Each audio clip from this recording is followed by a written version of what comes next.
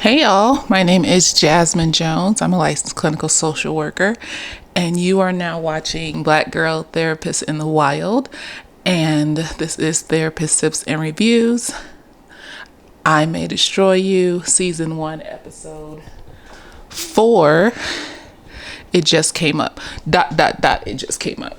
So this episode was a triumph for some of the characters, a masterpiece for Arabella specifically. And I know you noticed the background change. I am in Big Bear on vacation to get away from everything. So I figured if I come to the forest, this little cottage, I can refresh my mind and, renew before I have to go back down the mountain and get back to work. Today I'm drinking White Claw hard seltzer mango. This was just like a quick buy because I'm in the middle of nowhere, so there was a gas station and I bought this. So I'll be sipping on this evening. So yeah, everybody take a vacation as you see fit. Even if it's just a road trip, just get away if you can, because I had to get away. So yeah, the episode starts off with Arabella fantasizing about Italy nigga. I'm going to continue to call, especially after this episode, he's Italy nigga. What his name is. He's trash just like every other person in this episode that is doing hurtful things to people. So anyways, she is fantasizing laying in bed, dreaming about having sex with Italy nigga. And in reality, she's waking up next to Zane and she's just kind of looking at him like she's contemplating the events that occurred when he stealthed her. So basically stealthing is the removal of the condom without your partner's knowledge, or there's a hole in the condom. There's forums about it. They get into it on this episode. Men do it. They talk about it. They talk about ways to do it. It's all sorts of mess. So she's looking at him, I'm guessing contemplating, but our good old Arabella wants to be in denial for a little bit longer, even though she is still a curious cat. So she's still a curious cat. Then her alarm goes off for her daily yoga exercise. So she kisses him on the cheek like a few times. She's being all cutesy and shit. And then she goes and does her yoga. I guess she's on Instagram or Snapchat or something. And she does a back bend. She puts his shirt on beforehand. And he's just looking at her, smiling, thinking it's cute or whatever. She's doing back bends and whatever. And then he gets up and goes and takes a shower. Then she listens to a podcast about removing condoms. This is why I'm telling you, she is still a curious cat. She's still, something inside of her still pokes at her, just pokes at her. And she needs to know what actually happens. So she goes on the podcast and they're talking about stealthing, removal of condoms, all this other stuff. And this is not uncommon for victims of sexual assault to experience other incidences of sexual assault throughout their life. And it's not their fault. We're not placing blame. If you look up different studies, if I am sober enough, I will post it in the description below. Various studies say that when you experience sexual trauma, you're more likely to experience it again. This is because predators take advantage of the mindset of the victim. So the mindset of the victim will often either be trying to be in denial about situations when there's obvious evidence that the person is, doing something that is against your will. Arabella initially being in denial about what happened that night when she went out with Simon and D-Ray, being in denial about what's actually going on with Zane. He raped you, girl. And that's why something tickled your fancy to look it up. Thank God. Yes. And predators taking advantage of that. They see that you are going to believe that you are easily gaslit. So he gaslit her. He made her feel like, and they said it in the podcast, men will often say the same things. Oh, I thought you knew. Oh, I thought you felt it. So basically, he gaslit her. At the very end, she said he placated her and she believed him. And Predators take advantage of those mindsets, believing that you deserve it, believing that this is the way life is. So if you go all the way back to the first episode with the woman in the hospital when she was getting her rape kit, saying, how many times is this for you? So starting to get this feeling that this is just the way life is. So if it happens, it happens. If it doesn't, it doesn't. And you just have to get through it as you're piling on trauma. Predators seeing that and taking advantage of it. So those are the two main ones, is just believing that this is the way life is, or second guessing obvious evidence to sexual assault. And this is not to place blame on the victim. It's more so to say that predators spot this shit out and they go after those type of people. So that's why it's important that you have boundaries, that you know this shit, and that you immediately say no. Even if you're scared, even if you're worried, I know a lot of folks say, I'll just let it happen if it saves my life. I mean, if you're in a situation where you feel your life is in danger, you have to do what you need to do to survive. So, but if you can avoid it from jump, like if you feel even the slightest weird feeling at the initial conversation with this person and you're still talking to them online, you haven't met them yet, shut it down, unmatch, block. If you're just talking to them at the bar and you just feel this initial kind of weird feeling inside that, the tone of voice he has or they have, the rapist can be anybody, the way their eyes squints at you, I don't know, but I don't mean to say that to be on high alert every time you want to date and just kind of start looking for stuff. It's more so if you see things, believe the things. So there's a difference. Don't look for things. Just believe them if you do see them. There you go. So Zane, evil nigga, is getting out the shower and he sees Arabella just walk out. So she's walking out in her underwear and his shirt buttoned up. And so, it's a look because bitches be walking around with shirt dresses on, so you can't really say much. It covers her butt. It goes down to mid-thigh. So she walking down the street mad. She power walking, listening to the podcast, talking about being stealth and this is rape and all this other stuff.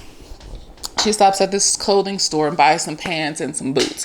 I like her little outfit. It's cute. And then she goes and she gets her hair done. And she shaves it all off, of course. The hair under the wig is a lace front, cornrow deal circa Mad Black Woman Shamar Moore. But, so really she's been bald this whole time. But she comes out, she's bald. And while she's getting her hair done, her agent, so this is the white dude that called her when she was in Italy and when she got back from Italy, that's her agent. And so basically he's telling her that the publisher wants to meet with her. And she's just like, oh, okay, the publisher wants to meet with me. Her next thing that she does is she goes to the police station and she's there with Terry and Kwame. Kwame is looking shell-shocked still from the assault that he had. And he's just listening to Arabella and the police officer counselor talk. So Arabella is the counselor is telling Arabella that, they found the guy, they found the DNA inside of her. He was accused of rape before, and so they're going to arrest him. But they need the DNA of other people that she's had sex with consensually before that event in order to rule them out, because they found other DNA. I don't know. She did come back from Italy, nigga, that day. So how long does sperm stay in? How long did she wear condom with Italy, nigga?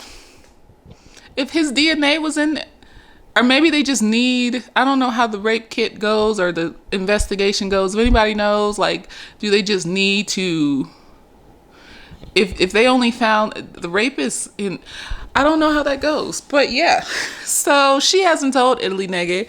And the cop is like, the counselor lady's like, why? And she's like, and then Terry speaks up and calls him for what he is, because he's an Italian drug lord. Right. Italy, nigga. He's an Italy, nigga. And, Kwame's still sitting there in shock, just listening to everything, and so Arabella just laughs it off like, she's joking. Ha ha, she's joking. No, she's not. He's trash. He's trash. He's trash. All y'all motherfuckers standing for Italy, nigga. This is not that type of show, okay? They are showing the ins and out of sexual assault and how other motherfuckers are evil when people get assaulted. So, I didn't like that nigga from jump when she said that she missed him and was waiting for him to say that he missed her, and he said he doesn't talk like that. Fuck that shit. If you've been through trauma with your sister and your dad dying from an overdose, you need to get through that and go to therapy and work on that. This is a new day. Arabella is obviously not a hardcore drug addict where she's doing drugs every day, even when she's socializing. I mean, because after an event like this, you would think, oh, I'm gonna go, do a bunch of drugs to numb myself if she was an addict like that. No, this is not. It's just because you're triggered by that doesn't mean shit. But anyways, Italy nigga, he's trash. And then curious cat that Arabella is. Yes, God, honey. She asked about stealthing. And it's illegal in England, in the UK. And the cop tells her, cop counselor lady, I don't know if she's like a social worker or whatever, tells her it's legal.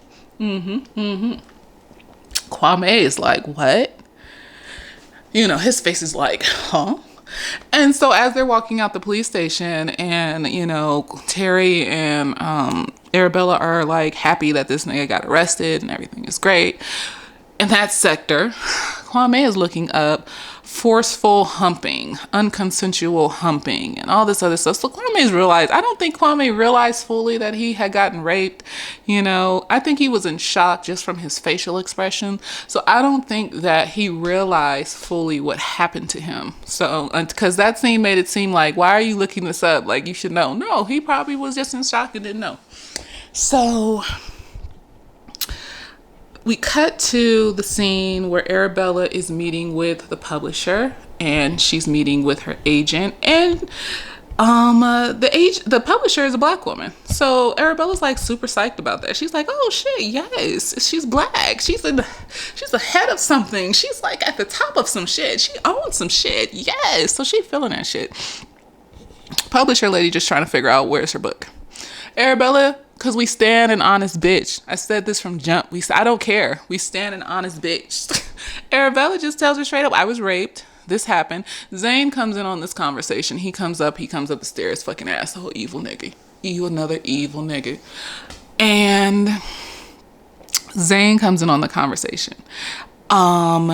And he's just looking shell-shocked to see, like, oh, she was raped? She didn't tell me. She shouldn't have had to told you for you to not rape her, bitch. So, what's her name? Susie, I think that's her name. And she has her publishing assistant with her, this white woman with glasses and stuff. And she's like, oh, well, you should write about that. I mean, I didn't really like that, can we get a, are you okay? How are you feeling? How are you processing all of these things?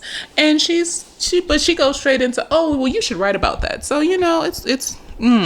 But Arabella's still geeked off the shit. There's supposed to be a reading summit tonight. They want her to read a piece of her writing that she's still working on. She says that she wants to bring a friend in. So she's talking about Terry. And the publishing lady is like, oh, well, do you have things in common with this friend? So she's trying to stealthily say, but then she just finally says it because we stand an honest bitch. She says, is she a black woman? Is she black? And, Arabella's like, yeah, she's black. Okay. Then we cut to a scene. Kwame went to the police station. That shit is fucked up. I feel upset. I feel like this is because he's gay, but I also feel like this happens to rape victims regardless of your gender, your sexual orientation. I hesitate to say this, but I feel like Arabella got lucky. Because statistically speaking, most police stations would have just swept that shit under the rug. They don't care about that type of shit. They'll interrogate you and ask you a bunch of questions and make you repeat the story over to re-traumatize yourself and all this other stupid shit. So no, I think she lucked up on some nice people in the police station. So Kwame goes and he's going to report, and the cop they give him is a fucking asshole. I think it's a dude from Doctor Who. If anybody watches Doctor Who, he was one of the companions because he kind of looks like him, like older. Because he was a companion a long time. I don't know if y'all watch Doctor Who, but I was a little excited because I was like, is that the dude from Doctor Who? But he's an asshole. He doesn't want to deal with. You can tell he's just put off by the whole story. He's trying to ask Kwame what the name is of the man that raped him, and Kwame's like, "But I have his address. I have his and Kwame's just sitting there, and then he ups and leaves and says, "Well, I need to go talk to my commanding officer about what we should do next. Maybe we can move you to another, you know, section of the precinct, another thing in there or something." And he says some stupid shit like, "Oh, you know, there's machines outside. You could have reported this on a machine." All sorts of dumb shit. And then he leaves Kwame to sit for, I feel like it was hours, because that's the type of shit they do to rape victims. Like I said, I feel Arabella was lucky. I feel like but my thing is, I would have asked for the lady that worked with Arabella. Because she seemed like she gave a shit about what was going on, rape, all the things. She seemed like she cared. So I would have asked for her. You know, I would have tried to directly contact her, not contact anybody else in the police station. But that's just me. I mean, you're not thinking clearly the day after you've just been forcefully, you know, just lack of control is taken from you. And I just feel like it's fucking disgusting. It's like your control is taken from you. The control you felt you had in your body, you know? It's fucking disgusting. So you're not even thinking clearly. You feel as if your power is gone. So you can't blame him for that. So we shoot back to Arabella. She is painting with Zane. I love this. She is fucking with this. She gaslighting this nigga. She's just standing there. She's just like painting with this nigga. You can tell that she's emotionally distant. She doesn't give a fuck what he has to say. And he's just saying over and over again, "Well, you know, you should have told me. And I just feel so hurt that this happened." You're not hurt. You're guilty because you did it to her too. And she says some shit like, "Well, you know, I didn't want to tell you that you were both rapists." And he goes, "What? What did you say?" And then she gaslit this nigga and said, "I didn't want to tell you that I got raped or some shit, because I thought that would mess up our relationship." So she reworded it. So she was fucking with his head on purpose, and I loved it. I don't care. He did what he did to her. He's trash, and I love that she fucked with him. Sometimes you gotta turn the table on these niggas. Use they shit against them. Fuck these. I don't care. I don't give a fuck. Fuck this. She's not an overall manipulator. That's why. It's a one incident. Okay? Once in a while incident. It's not this is my lifestyle. I manipulate and gaslight people all the fucking time to get what I want. No, this is like, you know, so I applaud, praise to her. I'm loving it. Got it at Ross. So then we go back to Kwame. And he's still sitting in the police station, just sitting in fucking bullshit. Oh, I'm so upset about this shit. And some lady walks through and she goes, "Are you okay?" And he's like, "Yeah." And then he's like, then he's like sitting up because he thinks this is the officer. This is the woman now. She's going to talk to me about what happened to me. And she just keeps walking through like, "Oh, I was just checking on you." And the fucked up thing is, when he was being interviewed by the cop earlier, he left the interrogation room door open. So everybody probably heard what he had to say. They didn't give a fuck. These niggas is evil. And so then the cop comes back. No. I think the summit happens first. So the summit happens. She's at the summit with Terry. Terry's supposed to read a piece from her work. Arabella is standing there talking to the publishing assistant, because the publishing assistant knows Zane. I guess she went to school with him. And she basically tells her that, you know, he has a reputation of rapery. He has a reputation of rapery. And Arabella's just standing there like, what? You know, because I think she said something like, you know, women can't, you know, foresee his nature or something like that, or stand his nature. And she just looked at her like, what? So we get to Terry is supposed to read for Arabella. They call on Zane on the stage, and they call some other author to sit by him.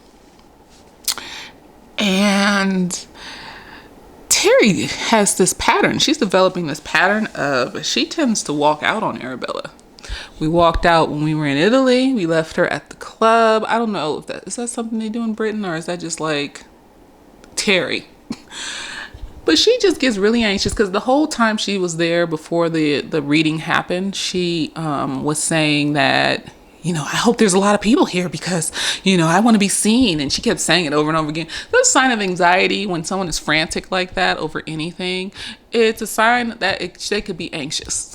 So as soon as they get to the stage, she starts gasping for air, talking about, I can't go on stage. I can't read that for you. I can't read that for you. And then she walks away and stands by the seats. This bitch, she doesn't leave the building, but she just like, there's a pattern here that I don't like to see.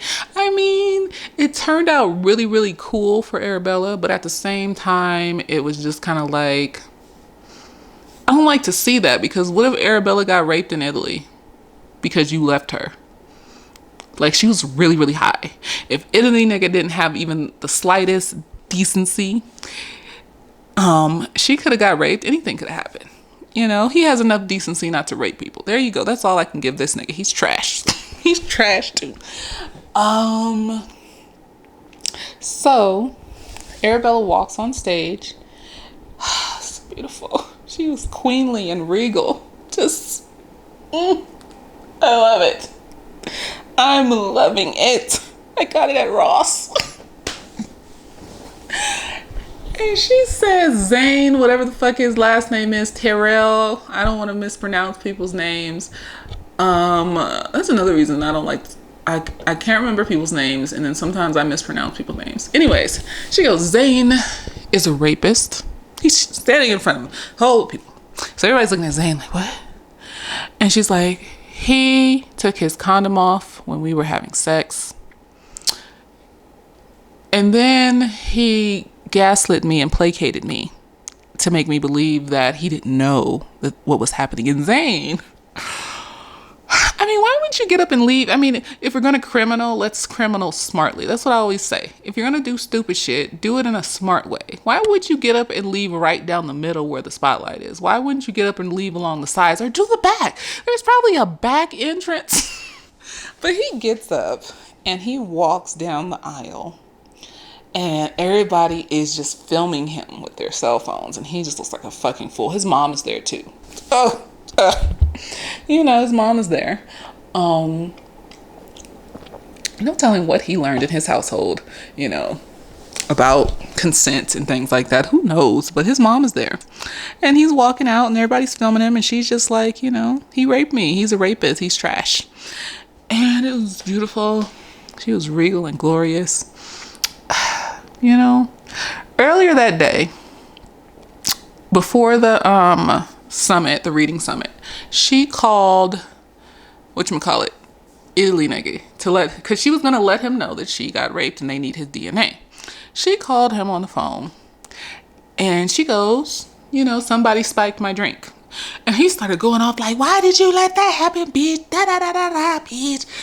I mean, like, where's the comfort? Where's the love? So he's been set up since episode 1 that he's trash. But, I know everybody wants a love story. I want a love story. I stand in love story. But, sometimes our love story is how we love our fucking selves. And how we gather around our friends and people that love us. So, anyways, I want to, because I forgot that part. So that's going to be important for the end. Anyways, Zane is walking out. And he leaves. And, it becomes viral. It's like a meme and everything that he's a rapist. And then we shoot back to Kwame. I feel like if we all can't be happy as Arabella, if we all can't be fucking these niggas up like Arabella, then it's no point to it. It's like, so basically, the cop comes back in from talking to his superior and he goes, oh, well, because you had consensual sex with him before, then we have no case because there would be no point. There would be no point in taking his DNA because out of your anus or whatever, because you had consensual sex with him before. And Kwame is already fucked up. This is how people start to feel like they're the problem. Like, the victims start to feel like they're the problem. This is how people start to feel like, well, this must be just the way life is. This is the way the world is. So if it happens, it happens. Because A fucked up niggas like this. You know, if you can't handle it, there was obviously a whole section in your police station for sexual assault. Why didn't you send him to them? Why wasn't that counselor talking to him? They should have just known. Fuck Kwame requesting her. They should have known to just send him to her. I don't understand what the problem is. Why didn't you do that? So Kwame is just like, can I leave? You know, am I free to go? That's what he says. And the cop is like, yeah, you can go. And so Kwame gets up to leave, and the cop is like, oh, wait. And Kwame just, you know, you could tell he had a little spark of hope. He was like, oh, no, man, it's okay. You know, he's thinking that, you know, maybe this cop does care. He told me to wait. Oh, my gosh. I'm bothered by this. Kwame deserves better. Kwame deserves better. So the cop goes, oh no, I just need you to wait for somebody to escort you out. Bitch. I know it's just a character. It's just a character. And I liked him in Doctor Who. If that is a dude from Doctor Who, it looks like it. But that nigga pissed me off. Like, what if this nigga goes and kills himself? Then what? Would you care? Would you give a fuck just because you were awkward and anxious about it? Just fucking go through with it, even if you're awkward and anxious about it, because it's the right thing to do. That's why. Because it's the right fucking... Somebody had their control and their power taken from them, or attempted to take from them. You always have your mind. No matter what happens, even if you're in a coma, you still have whatever is in there. You still have that. But at the end of the day, somebody tried to take something from him. And you sitting here and talking about, oh, well, you know, we can't do shit because it was consensual the first time. Bitch, where?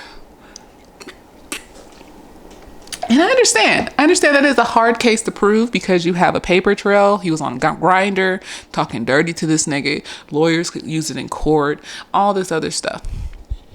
But you still don't just not arrest. You still don't just not make a case. It's like, okay, you're my best friend and we're best friends and we let each other borrow stuff, and then one day you stole my television. So just because we're best friends and we let each other borrow stuff, we're not going to attempt to make a case because of that. This bitch stole my television. I haven't heard from her since. But they would probably try that. They're not going to try Kwame's case because, you know, he had sex before, so it's pointless. Bitch, wait. You still try, though. You still fucking try because he is reporting a crime. It doesn't matter if it can later be proven or shown and blah, blah. You still, whatever. It's fine. I'm upset. So Kwame walks out, and this is fucked up because it's like he's seeing how well and I think that's part of the reason why he reported is because he saw how well they treated Arabella. They found the guy within 7 weeks. They arrested him. They just need DNA from other people. So he saw how quick the process was. He was bamboozled into... Arabella got lucky. I'm sorry. I said what I said. Statistically speaking, rape victims do not. That doesn't happen. That she got lucky. She got a counselor in there with her to talk to her. Plus the other cop I think it was a woman, the cop that was with the counselor. So she got lucky. I don't give a fuck. Maybe they have a better system when it's a woman in the United Kingdom. But from what I've seen, the shit that happened to Kwame happens to mostly everybody when they get sexually assaulted. So shit is fucking with me. It's fucking with me. So he saw that, and then the way he got treated, his heart just kind of fell. You could tell, like, his heart fell that he got treated that way and Arabella got treated better. Like, you know, that's how people start believing, well, maybe I deserve this. Maybe Arabella is just a better person. You know, she's an author. She knows important people, and I'm just shit. You know, who knows? I feel like that might have been going through his head, though, because look how well she was treated. Look how fast they caught that thing. I'm upset. Anyways, we go to Arabella. She's at the bar. So Arabella has been drinking this night. She drunk at the Summit. She just had a glass of champagne, and she went to the bar with the publisher's assistant who told her about Zane's reputation and Terry. And I feel like she's slowly getting past some of the things that triggered her, because in the last episode, she was very triggered by being at the bar, very overwhelmed, having flashbacks, getting anxious and things like that. And now she's like cool with a little glass of champagne, cool with being at the bar, having a little glass of beer, you know, things like that. So, and they're cheering her on, basically. So that's what happens. So basically, they're at the bar and they're cheering her on. They're saying, you did so good. And then people are on Instagram and social media talking about, she's amazing. And fuck that nigga. And he's a rapist. And you was good for calling it out, bitch. And, you know, she has that clout, though, because she's an author. It's going back to Kwame. I feel like maybe that's a part of it, your station in life. But no, because the Me Too movement, a lot of those people were really famous. And if they had reported it back in the 90s and shit, they wouldn't. So you know what? I think Arabella just got lucky. I feel like that doesn't happen. No. Bill Cosby wouldn't have been able to rape 53 people, 53 women, if that was just, you know, that happens sometimes, and they prosecute the case and eventually they go to jail. No. She just got lucky. And so then Arabella, this is why I mentioned Italy nigga earlier, trashed, garbage, and a representation of how people treat rape victims. You know, Arabella goes back to her room, her apartment. Did I say hotel earlier? I don't know. I'm feeling the alcohol. She goes back to her apartment and she's talking to Italy nigga, because I guess he found out about the DNA sample he has to give, and he's just mad. He's like, well, you know, you messing up my life and you're doing all that stupid shit, and then here's the piece de resistance, baby. He said, if it was your drink, then you wouldn't have got raped. So the blame, the persecution from the people that you care about. And, you know, he's mad as well because he's a drug dealer and they're calling him to the station to do a DNA sample. So now his DNA will be in the system. But at the end of the day, it's like, I don't care. Because let's say, okay, he was traumatized by his family overdosing on drugs and shit like that. You decided to go and sell drugs, but you were traumatized, but you still, and then you take your trauma and you put it on Arabella, who isn't an addict. From what I'm seeing, she's not an addict. She parties hard occasionally, but she knows her limit when she needs to have a limit. Ergo, when she was with Simon and his evil ass looking cousin, she knew she had a limit. She took a hit of cocaine and a shot. That's all she took. So, yeah. So, she has a limit, and you're sitting here putting your issues on her. There's something wrong with you. You should have dealt with your issues. You're the one that decided to become a drug dealer. You're the one that decided to perpetuate the disease in various different communities, especially communities of color. So, you need to be mad at your fucking self and comfort her because she's been raped. You need to go to therapy. How about that? Fix your trauma so you can get over it, so you don't put your issues on other people who are innocent. You don't just other people, period, you know? Because even if somebody did some fucked up fuck shit to you, if you work on your shit, you need to be able to walk away from that and leave that energy with them. So she closes the laptop after he says that stupid shit. She has a moment where she does, you know, a little cry. It's understandable. This nigga's trash. Then she peps up her spirits by taking selfies to look cute. And I think this is like putting the selfies in a different light. It's showing that selfies are not just something to be narcissistic and fucked up about and all this other stuff. Selfies are things that often make us feel human, make us see ourselves in a different light, especially when we're going through shit or we've been through shit. You know, people often say, oh, well, their life isn't like their life on Instagram and all this other stupid shit.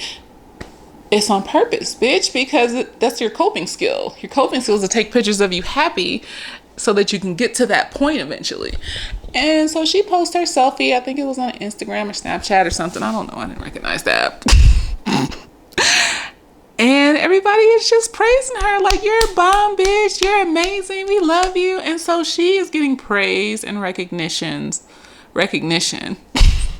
from people after Italy nigga fucking threw her soul down the drain and said, fuck you, bitch. So I'm not mad about it, you know. Hopefully it doesn't become a problem where it's like an addiction to social media as your only coping skill. But it doesn't seem like it. Like, she exercises, she has her friends, she goes to yoga, she does art, she paints. So she has various different coping skills. So I doubt it.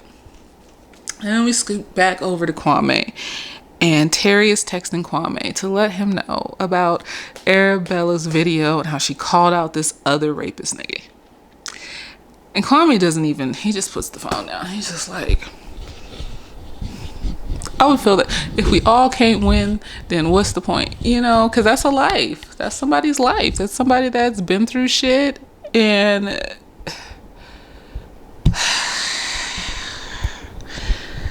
I know he hasn't told anybody, and if he told them, they would support him and shit like that. But I can see why he would be hesitant to tell, even though Arabella isn't the cause of her possible privilege. I think she got lucky. I don't think it's her status, because like I said, there's a lot of people that are really famous in Hollywood that have been raped and abused that still get talked down on and not believed and shit like. So I think she got lucky. But in his eyes, he may see it as a way, as her status. You know, maybe it's her status. Maybe this is what I deserve. Going down that path of self-hatred and self-blame and shit like that. So, you know, so he may see it that way. And if he does, he has to recognize that even if it were that, like if it were her privilege because she's an author and things like that, you know, she's not the cause of her privilege. Privilege is how other people see you. Doesn't mean that you have to fall into that. So if he told her that he felt a type of way and what happened to him, I think she would fight tooth and nail to make sure that nigga is prosecuted and sent to jail. Shit, has some bandage on his mouth and shit. Who knows what kind of diseases he has? He could have had the HIV. He could have gave Kwame the HIV. Nigga, no. You know, like, you don't. He could have gave him the fucking HIV. And I know that, you know, people can live long lives with HIV, and your white blood cells can get so low that it's undetectable. But who wants it in the first place? You know, you don't want it. It's just, if you have it, then, you know, these are the facts and stuff, and it makes things a little bit better. But the thing, you don't want it. So, I mean, yeah, some people out there have a fetish though that are like that. Like, there's these COVID sex parties and stuff, and everybody's trying to like get COVID or some stupid shit. And so I'm assuming that people probably have that same fetish with other illnesses as well, which is trash, you know. Then we end on Kwame flipping the phone over and refusing to respond. And I just feel some type of way. I just want Kwame's justice. Justice for Kwame. He had the nigga's address. Why does he need his name? Okay, he doesn't have his name, so what? I feel like Kwame needs to trust his friends and whatever thoughts and biases and random feelings he's having about why Arabella case is being pushed through so readily, you know, he shouldn't have. And he should trust his friends to be there for him and support him and, you know, support him through this. Maybe he's in that space where he feels like, you know, I don't want my friend, you know, to have to use her clout to get this nigga in jail. I should be able to take care of this. Or I don't fucking know. But yeah, we'll see what happens in the next episode. I felt like this one, I can't even say bittersweet, because bittersweet still says it's sweet. It's not sweet for me. Yeah, Arabella had the moment in the sun, and she said what she said about Zayn and him taking his condom off and shit. But it's like Arabella's plight lifted the show up to here, and then Kwame, the result of Kwame's brought it back down. Like, No, I don't. So we'll see what happens in the next episode. I don't know. I feel like Kwame deserves justice, and I hope he gets. Please don't let this man kill himself. Oh, I feel like he's a sensitive soul, or become overly promiscuous and start doing sexually dangerous, even more sex. So, and that's a thing too. Is people get, that's a symptom of sexual assault. You get overly promiscuous. So he was already promiscuous, but he was doing it safely and scheduling and doing stuff like that. But people get overly promiscuous because they think they deserve it, and people that are predators will take advantage of that. So, God bless Kwame. That's all I have to say. I'm on vacation and I miss Poof so much. Have her at an animal hotel, and I just feel like she's sitting in there thinking I abandoned her at a shelter. I know she is. They send me updates at the end of the day about how she did, how her day was. And, they have this live video of like the room that she's in with the other cats. And, oh, my kitty cat. I mean, the cottages said you could bring pets, but I'm not bringing her litter box and food. I'm not doing all that. It's not that I don't trust the animal hotel. I miss Poof. So maybe over the course of my vacation, I will slowly, become comfortable with having a distance from her for a little bit. I miss my kitty. Oh my gosh, I feel like I'm about to cry. I think it's the beer. Is this beer? What is this? Hard seltzer. I don't know. It's carbonated. It tastes like beer. It's only 5% alcohol. I don't know. I haven't drank in like a while, so. But yeah. Let me know what you think in the comments. Thank you for subscribing. Thank you for commenting and liking and things like that. And please continue to comment, like, and subscribe. And I hope you enjoyed this review of I May Destroy You. What's the name of this episode? I May Destroy You. It just came up. So I guess it's referring to Arabella being truthful. When she was meeting with her publisher and agent and at the summit, just needing to release whatever that evil nigga did to her, all of the evil niggas and shit. Ugh.